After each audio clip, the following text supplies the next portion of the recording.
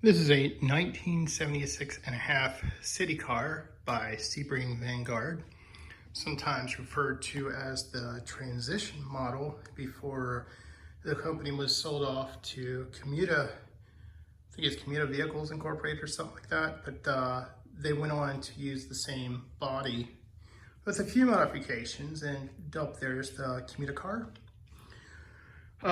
There was a contract with the Postal Service in that quite a few of these vehicles were delivered to them as vans with a little bit more voltage and a longer length and more power to them. Yeah, well, let's go past the history. There's a really vividly strong, rich history with these guys. Today I just wanted to go over some of the basics of, and that's how you spell city car, C-I-T-I-C-A-R. So I want to go over the basics of how an electric car works. Given that this one's from 1976. I think they started in 1973. But you can see the general idea of how an electric car works down to the bare bones basics, really. I think the guy actually did a bit of research on golf carts, and this is pretty much a souped up golf cart that's road legal, has all the safety standards that were necessary at the time, sans defroster, and I forget what else there was, but you know, there's a bit of a history over why things were excluded and why they were exempted from safety standards. But I just want to go over, start from the basics of what we understand initially. And now we do have a key to turn the vehicle on and off. There we go. And then we have a shifter, which is just a three-way switch that goes forward and reverse. Right now it is in neutral. So down here we have our accelerator pedal. You can see the workmanship in that pedal. You got the company logo right there. So how does an accelerator pedal work on an electric car? Glad you asked. Or maybe you did not, which is probably the case. So this one is set up. If you look all the way back there, you'll see something. You see this big rod turning something back there. You can see there's a switch. And in fact, there are 3 switches based on how far you press down. And that three-way switch is hooked up into the back. So let's go to the back. Now this is a lot fancier than most city cars in that I actually have a hatchback where I can open up that back door, which a lot of commuter cars have that, but not many of the city cars have that. Usually they just have a fixed window. All right, so this is a 48 volt car. So they do mark it as high voltage.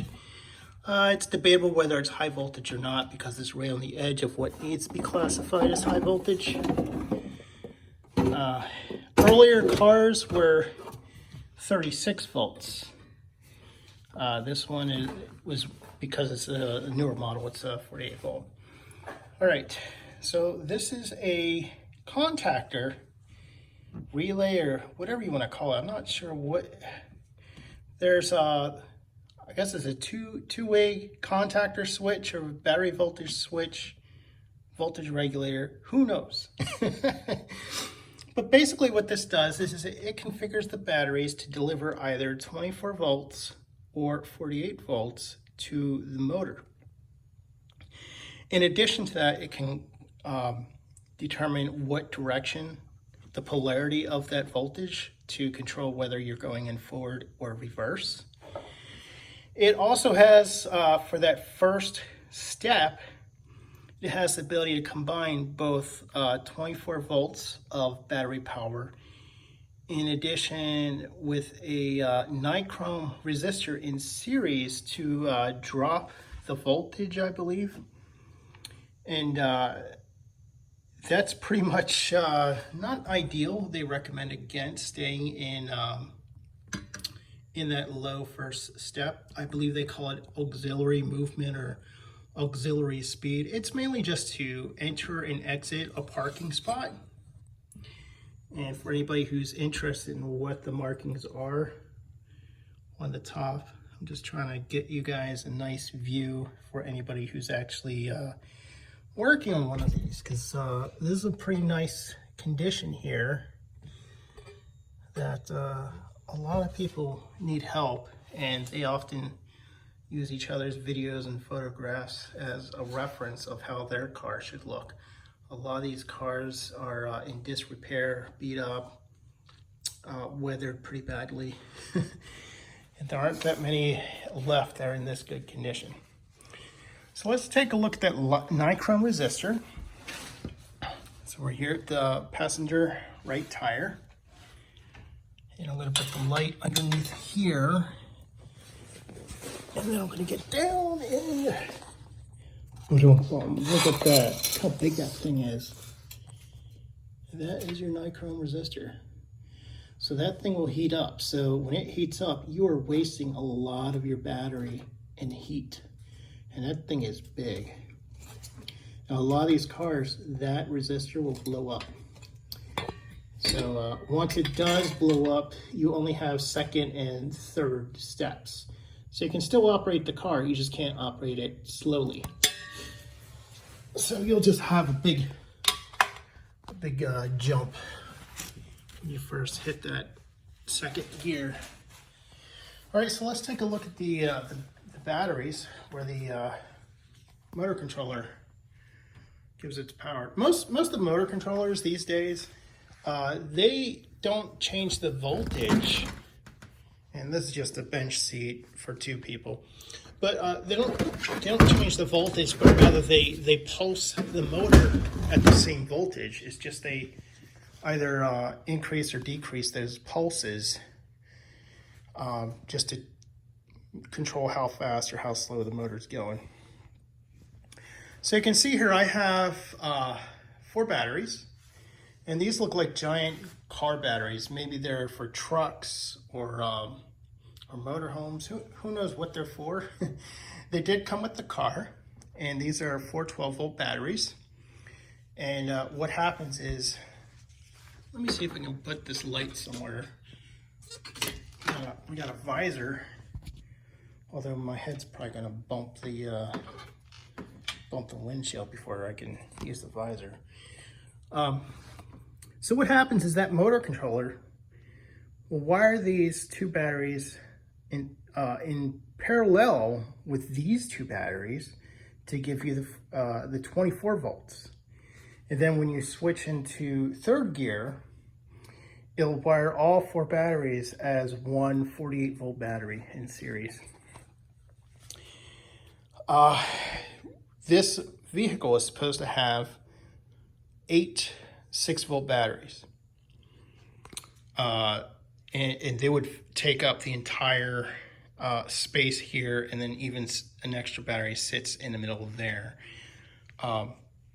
Now, because I don't have as much volume taken up as the original 8 batteries would have taken up, I have less volume to work with. I have the same number of, was it like 24 cells, that the battery voltage is able to come up to the correct voltage. It's just I don't have the amount of capacity, the same capacity as what originally came with the car. So I have all that space around there. That should have been filled up with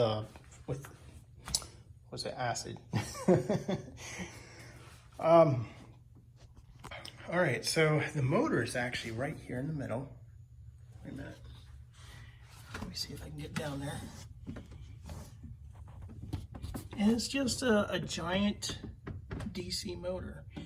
There's a fan going in here. There's actually a heat sensor with this one where a fan will come on. I'm finding out that a lot of people don't have that. Now let's actually go into the car again. And I want to show you where that motor is hooked up. Oh. So you can see it looks like a giant motor down there. And you can see here's the axle where the tires are. And the motor's just sitting right there, going directly into that axle. And it spins the tires. I think it's like a 7-to-1 or a 5-to-1, some kind of gear ratio. The motor only goes 4,000 RPMs, and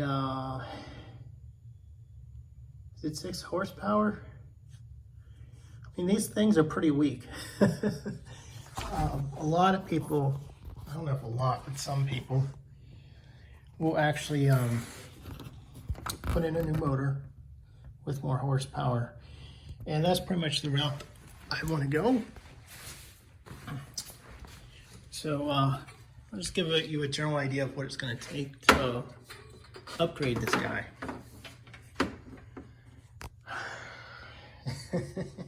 Because there's a lot that needs to be done. The first thing I need to do is the motor. I need to find a motor that will fit into that axle, or find a way to make a motor fit into it. In addition to that, I want a motor that has a little bit more power and supports regeneration. So I can use that in addition to the brakes while restoring some electricity to my batteries. Once I have a motor figured out where I'm going to get it, I am in contact with a few companies trying to figure out what they can offer and what I need. Once I do that, I'll know what kind of voltage my system needs, and from there I can go ahead and upgrade these batteries to support that voltage. There's a consideration whether I should upgrade to something like Trojan batteries and stick with the acid batteries, maybe go with sealed lead acid. I think these are sealed lead acid as well, or AGM, or maybe even go the lithium route with the different combinations they have with that. It all comes down to, this is going to cost a lot. If you're looking at converting an electric vehicle, it's a lot of money. And upgrading an electric vehicle like this, it's a lot of money. It's more like, it's not cost effective to do this. It's more or less a hobby, really. Something that I enjoy doing. So anyway, I could upgrade the batteries as they are now, but if I do that, I'm looking at about $2,000 in new batteries. You'll find a lot of these city cars do not have batteries when they sell. This one at least came with these, and I've gotten it up to about 9 miles now. When I first got it, I think I was up to like 6 or 7 miles, and I've made some adjustments primarily to the brakes. The brakes are the big one, and just certain things with the wheels, and then in addition to that, my driving style, and just choosing the correct paths that are most optimal. Once I get the batteries done, I can then get a DC to DC converter as well, because you'll look up there in the front, and that's my accessory battery. It's just a lawnmower battery. But once I get a system battery voltage set up and configured, I can get a DC-DC converter to take over and step that voltage down to 12 volts.